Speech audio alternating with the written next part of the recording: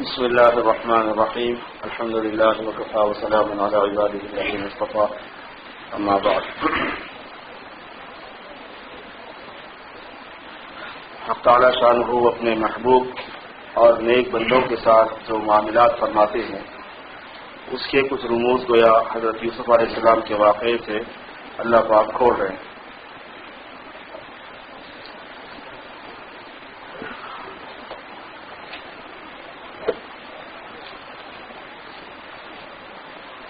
تو اللہ کے ذرا پہلے لینا.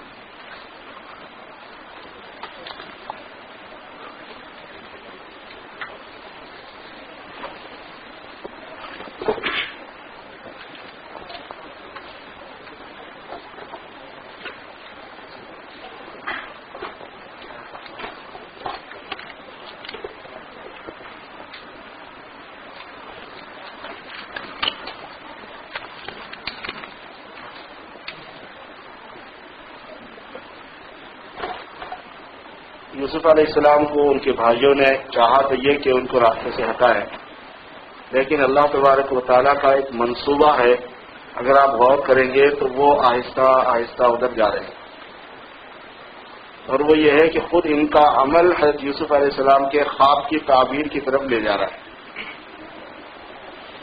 یوسف علیہ السلام نے دیکھا تھا کہ 11 ستارے اور 4 سورج ان کو سجدہ کر رہے ہیں. اب گھریلو لائف میں ان کے اپنے حالات کے اعتبار سے تو ایسے حالات نہیں ہیں. وہ تو چھوٹا بھائی ہے، یہ بڑے بھائی ہے. تو وہ جو تکوینی نظام چلتا ہے بزرگوں کا، جس کو کہتے ہیں کہ بزرگان دین تکوینی نظام کے ذمہ دار ہوتے ہیں، کائنات میں جو نظام چل رہا ہوتا ہے اس کو تکوینی کہتے ہیں. تو اس تکوینی نظام میں آپ ایک بات دیکھیں گے کہ حضرت یوسف علیہ السلام کو گھر سے اللہ تبارک و تعالیٰ نکالے، اور نکالے اس انداز میں کہ ان کو کنویں میں پہنچا دیا. بظاہر حضرت یوسف کے بھائیوں کے آنکھوں کے سامنے سے یوسف ہٹ گئے کہ بھئی اب یہ قصہ ختم ہو گیا. کہیں مرمرا گئے ہوں گے، انتقال کر گئے ہوں گے، یا کوئی اور ہو گیا ہوگا. اگر بچ بھی گئے، کسی نے اٹھا بھی لیا ہوگا تو پتہ نہیں کس کی غلامی میں اپنی زندگی گزار رہے ہوں گے. اس طرح کے تصورات تھے.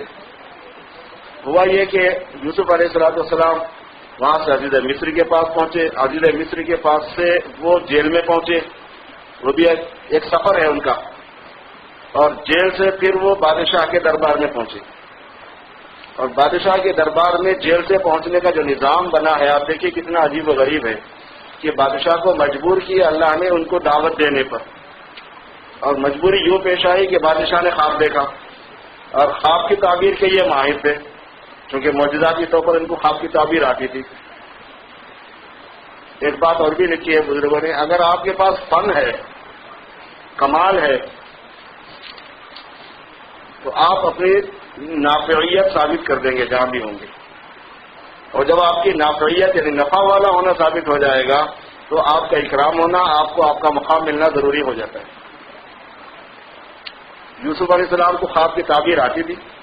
اس خواب کی تعبیر نے ایک ذریعہ بنا دیا بادشاہ کے یہاں عزت اور اکرام کا. بھئی یہ تو ایسی چیز ہے کہ میرے پاس ہونا چاہیے. ہم لوگ بڑی شکایتیں کرتے ہیں ملکوں سے کہ لوگوں میں فیلنگ بہت ہے، تعصب بہت ہے، ہمارے ساتھ سوتیلا سلوک کرتے ہیں، ہمیں جاب نہیں دیتے، آسانی سے فائر کر دیتے ہیں. بہت سی چیزیں ہیں یہ، اور ہیں بھی، واجبی ہے، یعنی حق ہے، ایسا ہوتا ہے. مگر میں آپ کو بتاؤں اصل جو کام کرنے کا مسلمانوں کو ہے وہ یہ ہے کہ جس ملک میں بھی آپ جائیں، کمال آپ کے پاس ایسا ہو کہ آپ اس قوم کی ضرورت بن جائیں، نافعیت ہو جائے کہ بھئی یہ نفع والے بندے ہیں. چونکہ 13ویں پارے میں اللہ تبارک و تعالیٰ نے اس مضمون کو بیان فرمایا ہے باضابطہ. یعنی یوسف علیہ السلام کے واقعے سے بھی یہ بات نکلتی ہے. پلس یہ بات ہے کہ ایک جگہ پر اللہ نے اس کو بیان کیا ہے کہ جب بارش ہوتی ہے اور پانی جو ہے وہ سیلاب کی طرح گلیوں میں، راستوں پہ بہنے لگتا ہے، تو گلیوں اور راستوں کا جو کچرا کوڑا ہے وہ پانی کے اوپر آ جاتا ہے.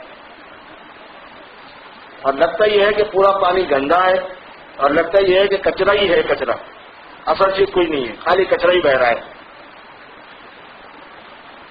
لیکن ہوتا یہ ہے، اور اس کے اوپر جھاگ بھی آ جاتا ہے، کف بھی آ جاتا ہے. اور پھر فرمایا کہ ایسے ہی ہوتا ہے یہ جیسا کہ بھٹی میں جب سونے کو، چاندی کو، لوہے کو، پیتل کو، تانبے کو، المونیم کو پگھلایا جاتا ہے تو جو میل ہوتا ہے وہ اوپر آ جاتا ہے. دیکھنے میں یہ لگتا ہے کہ سب کالا کالا ہے اور میل میل ہے اور کچھ نہیں ہے، لیکن اصل جو بات ہے وہ یہ ہے کہ جو زبر ہوتا ہے اور جو کچرا ہوتا ہے وہ جانے کے لیے ہوتا ہے، وہ اما ماین الناس، اور جو لوگوں کو نفع پہنچانے والی چیز ہوتی ہے وہ رہنے کے لیے ہوتی ہے۔ کذالک یضرب اللہ الامثال، اللہ پاک مثالیں بیان کرتے ہیں تاکہ تم لوگ اس سے سبق لو۔ تو اس میں یہ سبق ہے کہ ہم جہاں بھی ہوں قابلیت اپنے اندر ہو، نافعیت اپنے اندر ہو، کمال ہم سیکھے ہوئے ہوں، باکمال بنے، پھر کتنا بھی کوئی آدمی تعصب کرے گا پھر وہ چاہتا ہی ہے کہ بھئی آپ تو آ جاؤ کم از کم۔ ہمارے ہندوستان میں بہت یہ چیز دیکھنے میں آتی ہے، بڑا تعصب ہے، بہت فیلنگ ہے مسلمانوں کے ساتھ، سب جگہ ہی سوتیلا سلوک ہے۔ مسلمان واقعات میں ہیں بھی سوتیلے، کیونکہ غیر مسلم کے اعتبار سے تو سوتیلا ہونا بات واجبی بات ہے، کیونکہ دو ہی ہیں اصل میں اللہ کے پاس، مسلم غیر مسلم، تو دونوں ایک نہیں ہو سکتے، یہ بات پکی ہے، الگ الگ چیزیں ہیں، انجام بھی دونوں کا الگ الگ ہے، خود اللہ تعالیٰ کا برتاؤ دونوں کے ساتھ الگ الگ ہے۔ تو اس لیے دیکھا یہ جاتا ہے کہ جب لوگ یونیورسٹیز میں، کالجز میں اور دوسری جگہوں پر مختلف قسم کے ٹیکنالوجی میں، ٹیکنیکل شعبوں میں وغیرہ وغیرہ اپنی قابلیت پیدا کر لیتے ہیں ایسی کہ وہ ضرورت بن جائے سوسائٹی کی، معاشرے کی، تو پھر ان کو لینے پر مجبور ہو جاتے ہیں لوگ، آفر دیتے ہیں، ان کو موقع ملتا ہے ان کے لیے بھی۔ تو ایسے ہی جو ہے حضرت یوسف علیہ السلام کے اس کردار میں ایک بات یہ بھی نکلتی ہے کہ اللہ نے جو ان کو خصوصیت عطا فرمائی تھی، خواب کی تعبیر کا فن ان کے پاس تھا، بادشاہ کو خواب کی تعبیر کی ضرورت پڑی، وہ تعبیر بالکل واجبی تھی اور بادشاہ کے کام کی تھی، اس کو سمجھ میں آ گئی بات کہ بھئی یہ تو آدمی رہنے کا ہے، میرے پاس رہنے والے جو شورا ہے میری خواب کی تعبیر دینے والی، وہ تو ایسے اہم خواب کو بھی اذکار سے اعلام بول رہی کہ بس یہ پراگندہ خیالات ہیں، ان کو بلا لیا۔ یوسف علیہ السلام نے وہاں جانے کے بعد میں اپنا تعارف کرا دیا اور فرمایا کہ وہ جو تم نے خواب دیکھا ہے کہ 7 سال بہت اچھے ہوں گے اور 7 سال قحطسالی کے آئیں گے، آپ کو 7 سالوں میں پلاننگ کرنی پڑے گی اگلے 7 سالوں کی سیفٹی کی۔ حضرت یوسف علیہ السلام نے صاف بتا دیا کہ یہ قابلیت میرے اندر ہے، میں کروں گا تمہارے لیے کام۔ چنانچہ جیسے ہی بات چیت ہوئی بادشاہ کے پاس پہنچنے کے بعد، ان کا قصہ برات کا پیش آ گیا، بالکل بری ہو کر جیل خانے سے باہر آ گئی عزت کے ساتھ۔ تو اس کے بعد میں جب بادشاہ سے بات ہوئی تو بادشاہ اتنا متاثر ہوا کہ اس نے کہا کہ میں تم کو اپنا خاص مشیر بنانا چاہتا ہوں، استخلصہ لنفسی۔ اور جب گفتگو ہوئی تو بادشاہ اتنا متاثر ہوا، کہنے لگا ایک انتہائی مضبوط اور امانت دار آدمی مجھے ملا ہے آج، اور کسی بھی انتظامیہ کے لیے، کسی بھی آرگنائزیشن کے لیے، کسی بھی ملک کے لیے اگر کوئی مضبوط ہو اپنی صلاحیت کے اعتبار سے اور امانت دار ہو، اس سے بہتر کوئی چیز نہیں ہوتی۔ کسی بھی کارخانے والے کے لیے، فیکٹری والے کے لیے، کمپنی والے کے لیے یہ 2 سب سے والا آدمی چاہیے، مکین ہونا اور امین ہونا۔ یوسف علیہ السلام نے فرمایا کہ مکین اور امین تو نے مجھے جانا، لیکن ایک اور چیز بھی میرے پاس ہے، میں حفیظ اور علیم بھی ہوں۔ اجعلنی علی خزائن الارض انی حفیظ علیم، آپ مجھے زمین کے خزانوں کا ذمہ دار بنا دیجئے، میں حفیظ ہوں، نگرانی کرنے والا ہوں اور جانتا ہوں اس بات کو کہ کیسے یوز کیا جاتا ہے۔ ہمارا کار ہونا تو دیکھ ہی چکا ہے، یہ اوصاف ہوتے ہیں۔ یہاں سے ایک بات اور بھی نکلتی ہے، وہ یہ کہ ضرورت کے موقع پر آپ کو اپنا تعارف کھل کے کرا دینا چاہیے۔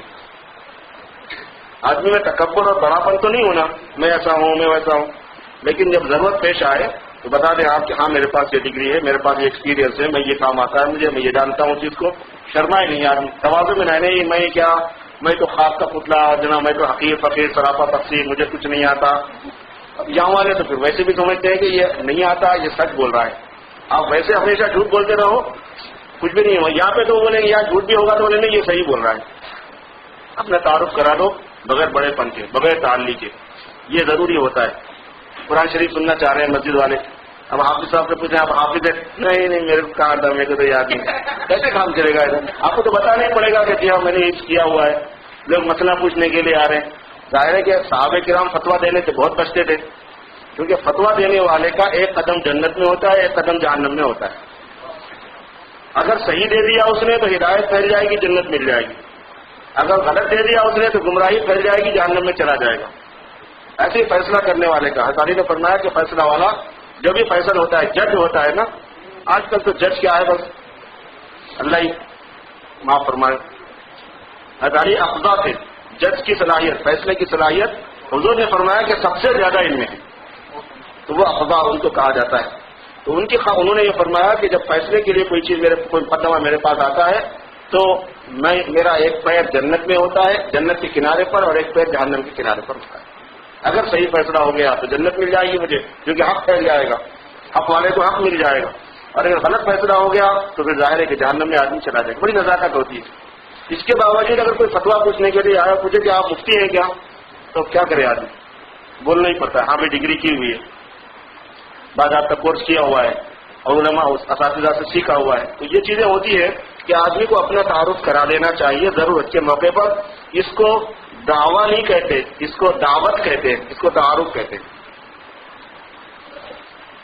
اللہ تعالیٰ فرما رہے ہیں کہ چنانچہ ان کو زمین کے تمام خزانوں کا ذمہ دار بنا دیا گیا. وزیر فائنانس کہہ لیجیے، اور معاشیات کہہ لیجیے، اقتصادیات کہہ لیجیے، غلوں کا نگہبان کہہ لیجیے، سب ان کو بنا دیا گیا.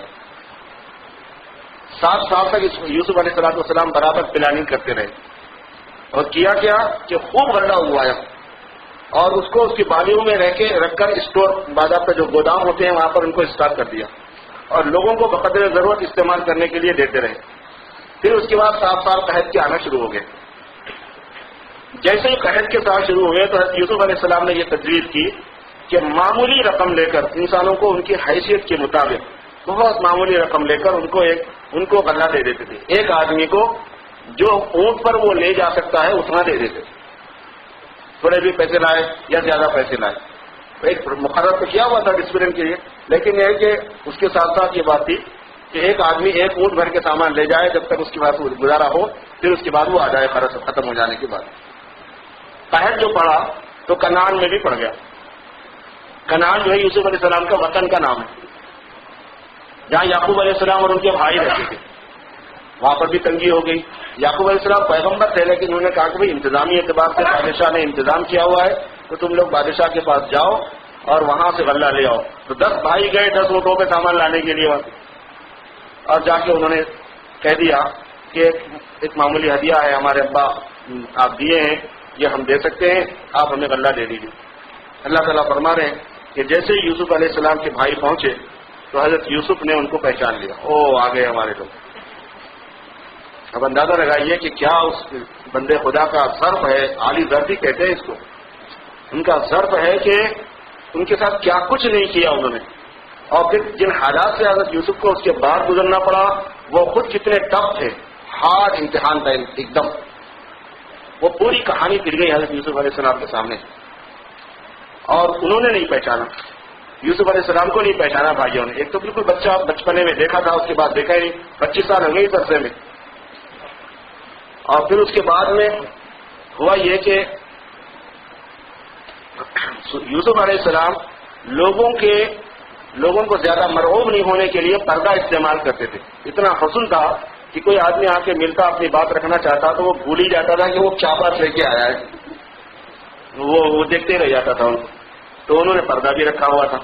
بھائیوں نے یہ سمجھا کہ یہ پردہ انہوں نے اپنے بادشاہ کی عظمت باقی رکھنے کے لیے، شان کے لیے، کیونکہ جتنا زیادہ کامن آپ عوام میں پبلک میں گھومیں گے رہیں گے اتنا رعب کم ہوتا ہے.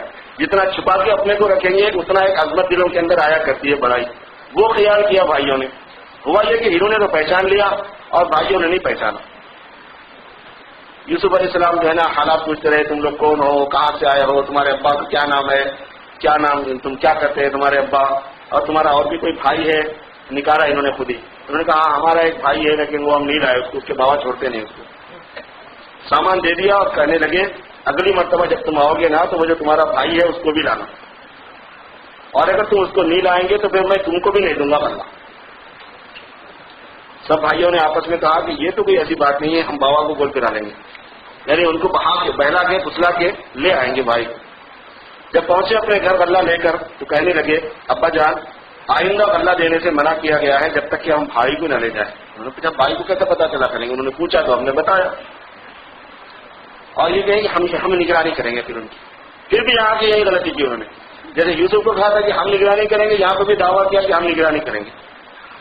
یعقوب علیہ السلام نے فرمایا کہ مجھے تمہارے اوپر اتنا ہی اطمینان ہے جیسے یوسف پہ اطمینان کیا تھا، اتنا ہی بھروسہ کر سکتا ہوں میں تمہارے اوپر.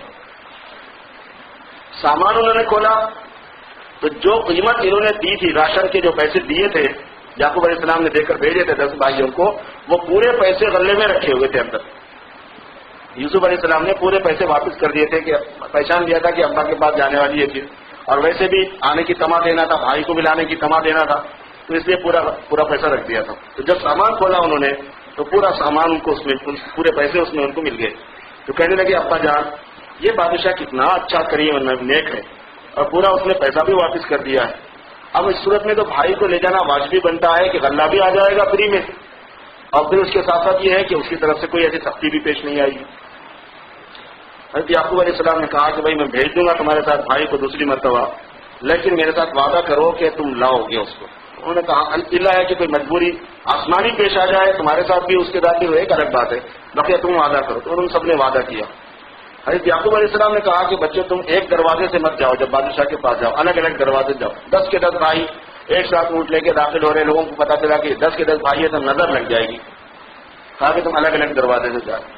مگر اس کے بعد یہ بھی کہا انہوں نے کہ میں کوئی اللہ کے فیصلے کو ہٹا نہیں سکتا، حکم تو اللہ کا ہوتا ہے، اسی پر بھروسہ کرنا چاہیے بھروسہ کرنے والوں کو، لیکن تدبیر بھی اختیار کرنی چاہیے. ایک بات ذہن میں رکھیں میرے بھائیوں، جب آپ اسٹیبلش ہو رہے ہوں اور اللہ ایک دم سے صورتیں بنا دے دولت حاصل ہونے کی، ترقی کی، کامیابی کی، تو تھوڑا سا ریزرو ہو جانا، کیونکہ اس میں نظر بہت لگ جاتی ہے.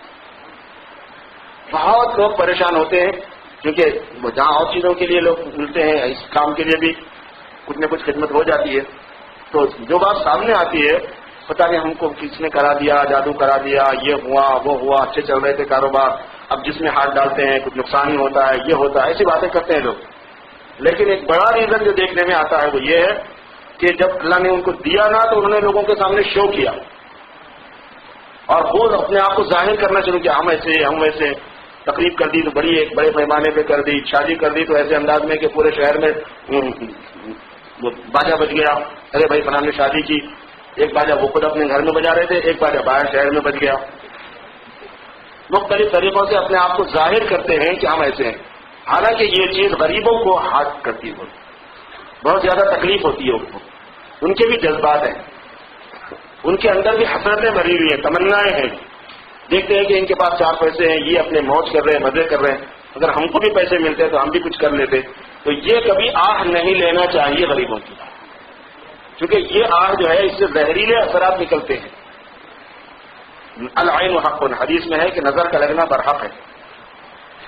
ہوتا یہ ہے کہ جب آدمی اس طرح حسرت سے کسی کو دیکھتا ہے یا کسی کے کاروبار کو دیکھتا ہے تو ایک زہریلے سمے ریز جو ہے آنکھوں سے نکلتے ہیں اور وہ متاثر کر دیتے ہیں.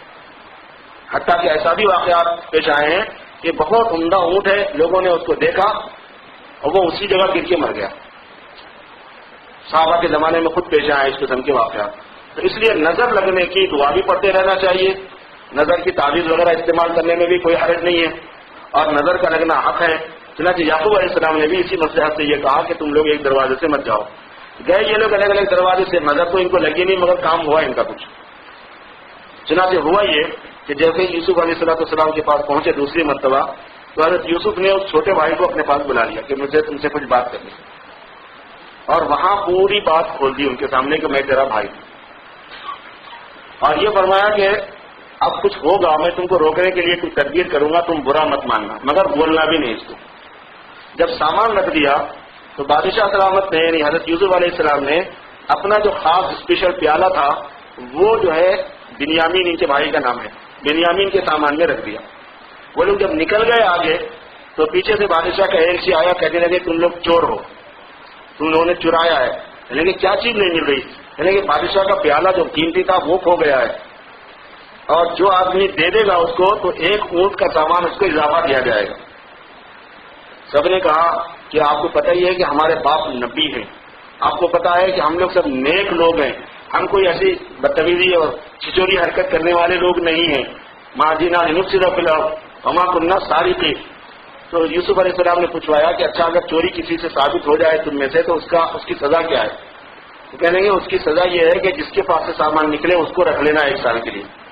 کیونکہ حضرت یعقوب علیہ السلام کی شریعت میں یہ تھا کہ اگر چور چوری کرے اور ثابت ہو جائے تو 1 سال اس کی غلامی کرے جس کی اس نے چرائی ہے سامان چرایا. اور یہ یوسف علیہ السلام کو معلوم تھا پہلے سے کہ چور کی سزا 1 سال کے لیے قید ہو جانے کا ہے، اس کے گھر میں جس کا مال اس نے چرایا ہے، اور یہی پلاننگ کی تھی حضرت یوسف علیہ السلام نے اپنے پاس بھائی کو روکنے کے لیے. سب کا سامان پہلے دیکھا 10 بھائیوں کا، اور سب سے آخر میں بھائی کا دیکھا تاکہ ان کو ڈاؤٹ نہ ہو کہ ہاں اسی نے کچھ حرکت کی ہوگی. بول جب آخر میں 11ویں بھائی کو سامان دیکھا تو اس میں سے سامان نکلا. کہتے ہیں بھائیوں نے کہا کہ یہ صرف فقط سرق اخ له من قبل، یعنی کہ ہم کو اندازہ نہیں تھا کہ یہ چور نکلے گا، ورنہ ہم اس کو نہیں لاتے. اور اگر اس نے چرایا ہے نا تو اس کا ایک بھائی تھا جو مر گیا ہے، وہ بھی چور تھا، یوسف. یہ بادشاہ کے سامنے بول رہے. ہوا اصل میں یہ تھا کہ سیم یہی کہانی خود یوسف کے ساتھ ایک مرتبہ ہو چکی تھی. وہ یہ ہے کہ یوسف علیہ السلام کی پھوپھی بچے کو اپنے پاس رکھنا چاہ رہی تھی، باوا چھوڑ نہیں رہے تھے، بھائی صاحب چھوڑ نہیں رہے تھے. تو انہوں نے اپنے کمر کا پٹا جو ہوتا ہے چاندی کا سونے کا، وہ یوسف کے پاس باندھ دیا تھا اور ہنگامہ کر دیا کہ میرا چوری ہو گیا، سامان چوری ہو گیا، میرا زیور چوری ہو گیا. وہ کہیں نہیں نکلا، وہ یوسف کے پاس میں نکلا. تو وہ ضد کر کے انہوں نے کہا کہ بس اس نے چرایا ہے، لہٰذا 1 سال کے لیے اسے مجھے لے جانے دو. تو وہ قصہ جو ہے نا اس کا حوالہ دیا کہ اس نے چرایا ہے تو یہ کیا عجیب بات ہے. اس کے بھائی بھی ایک چور تھا یوسف نام کا، اس نے بھی چرایا تھا. اللہ تعالیٰ فرماتے ہیں کہ یوسف علیہ السلام کو تاؤ تو بہت آیا لیکن انہوں نے پی گئے. فاثر رہا یوسف فی نفسہ ولم یبدها لهم، ظاہر نہیں کیا پھر بھی، اور اپنے جی میں اس کو رکھ لیا. کہنے لگے کہ ان کے باپ جو ہے وہ بوڑھے ہیں، آپ ہم 10 میں سے کسی کو رکھ لیجیے مگر اس کو چھوڑ دیجیے، ہم چونکہ باپ کے ساتھ وعدہ کر کے آئے کہ اس کو ضرور لائیں گے. حضرت یوسف نے فرمایا کہ یہ نہیں ہو سکتا، جس سے غلطی صادر ہوئی ہے، جس کے پاس چیزیں نکلی ہم اس کو رکھیں گے، ہم معافی چاہتے ہیں.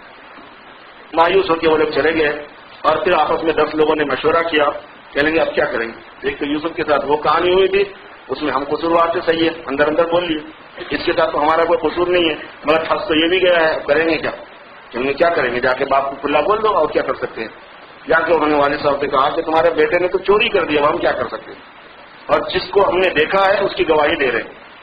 اور ہماری بات نہیں ہے، آپ پوری بستی والوں سے پوچھو، جتنے لوگ اللہ لینے کے لیے گئے تھے سب گواہ ہے کہ ہاں یہ واقعہ پیش آیا.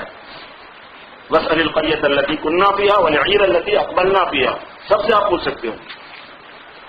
حضرت یعقوب علیہ السلام نے فرمایا کہ یہ بھی تمہاری طرف سے کوئی چال ہے، لیکن میں اب بھی صبر ہی کروں گا.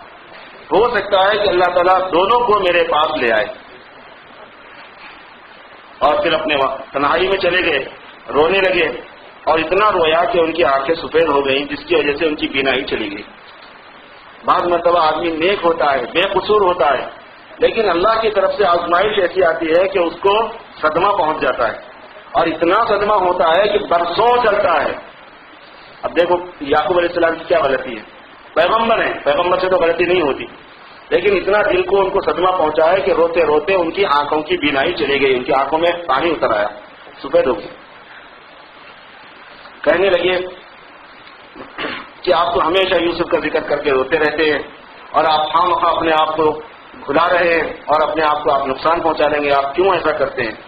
تو حضرت یعقوب علیہ السلام نے فرمایا کہ میں تم سے تو کچھ نہیں کہہ رہا ہوں نا، میں اپنے اللہ سے شکایت کر لے رہا ہوں. میری انما اشکو بثی وحزنی الی اللہ، اپنے غم کا اظہار میں اللہ سے کر رہا ہوں اور تو کچھ نہیں کر رہا ہوں.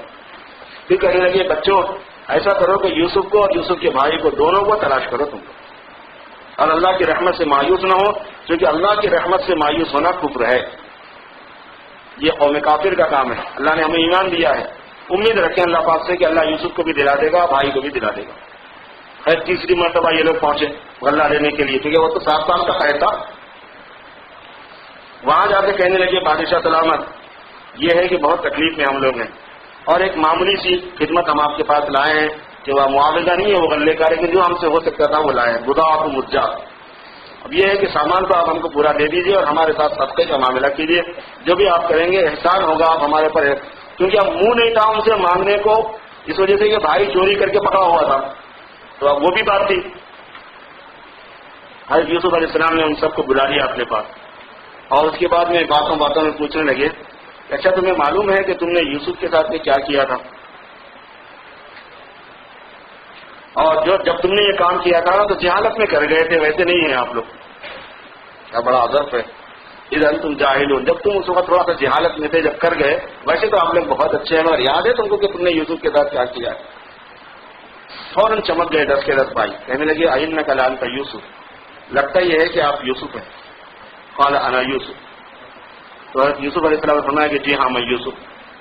وہذا اخی، اور یہ میرا بھائی ہے، اور ہم پر اللہ نے احسان کیا ہے.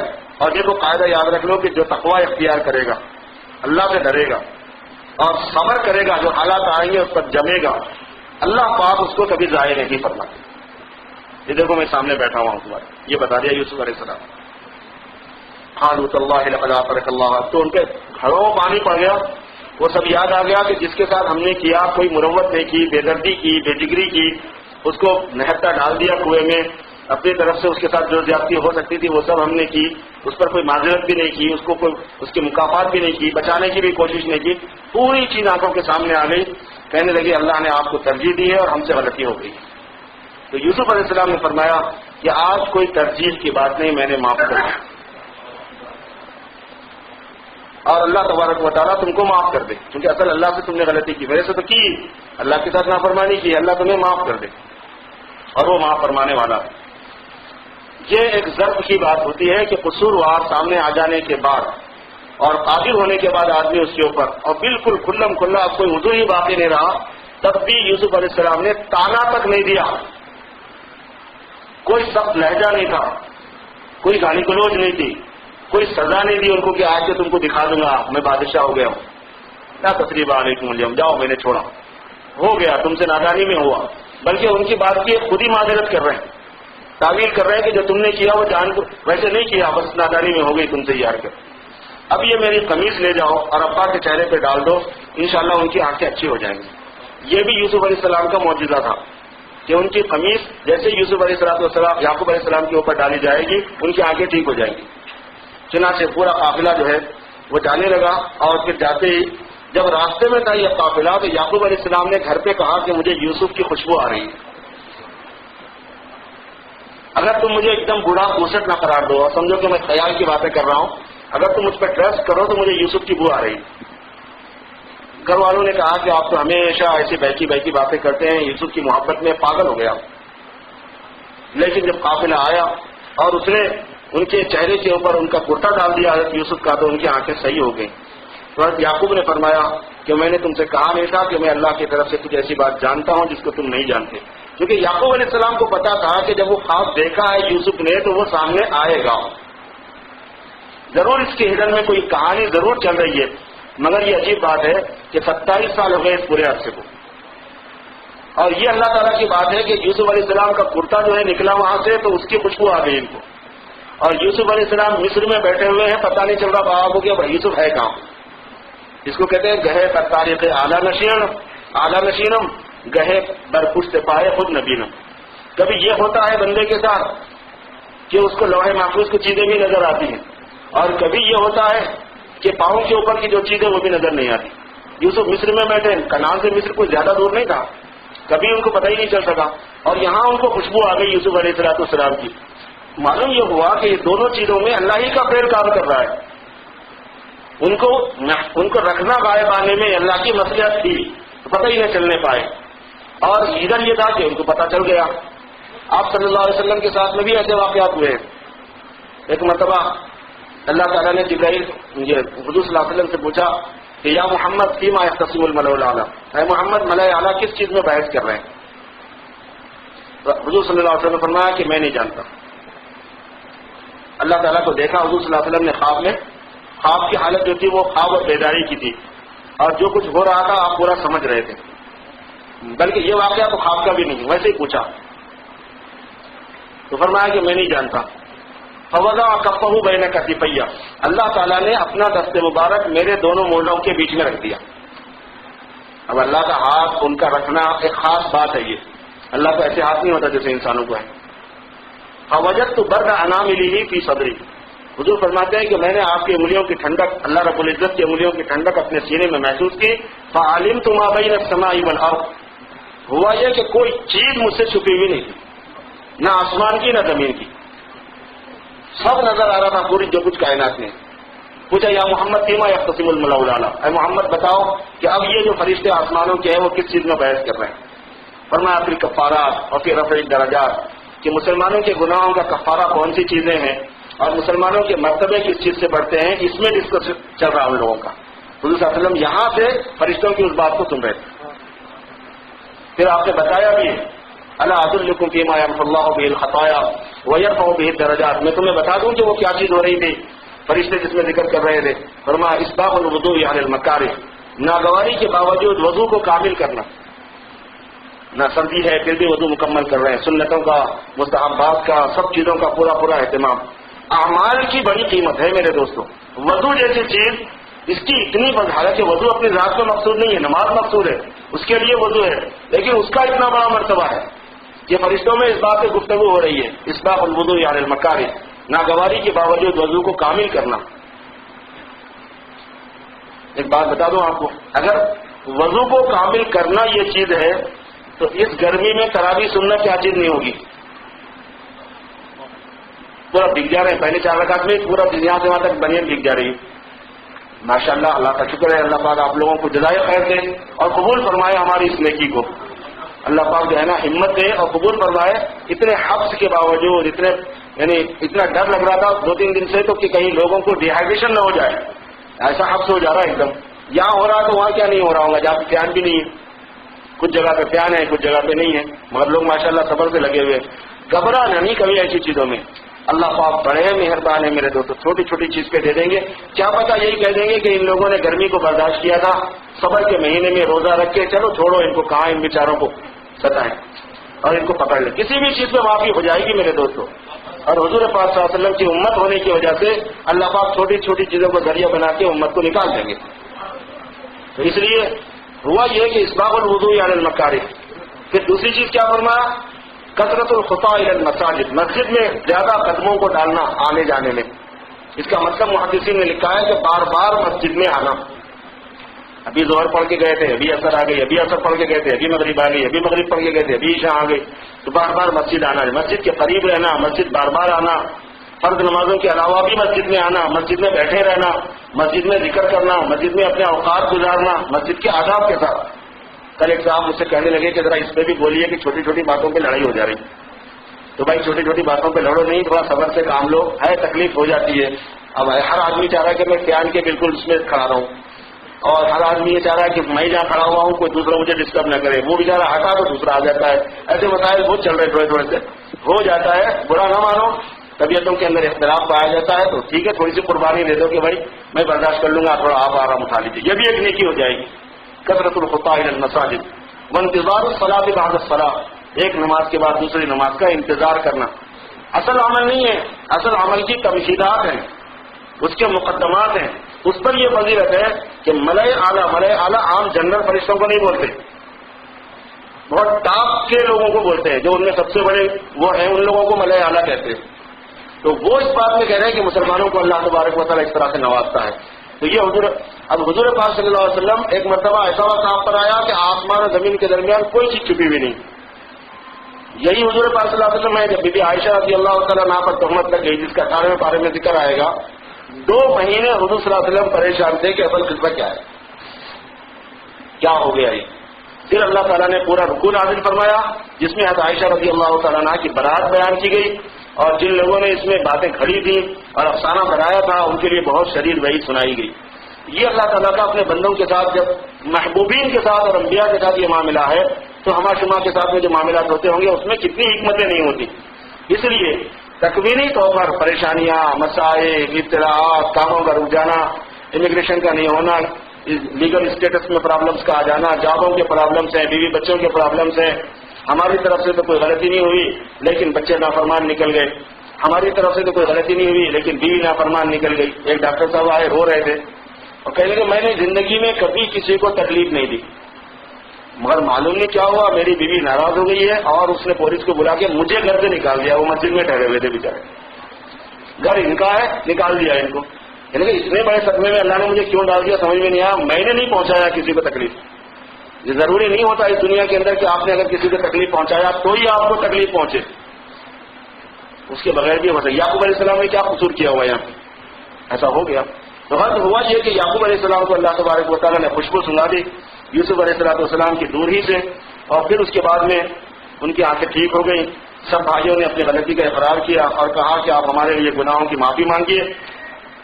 حضرت یعقوب علیہ السلام نے کہا کہ میں ضرور تمہارے لیے گناہوں کی معافی مانگوں گا اللہ سے. اسی وقت اس لیے نہیں کہا کہ یعقوب علیہ السلام تہجد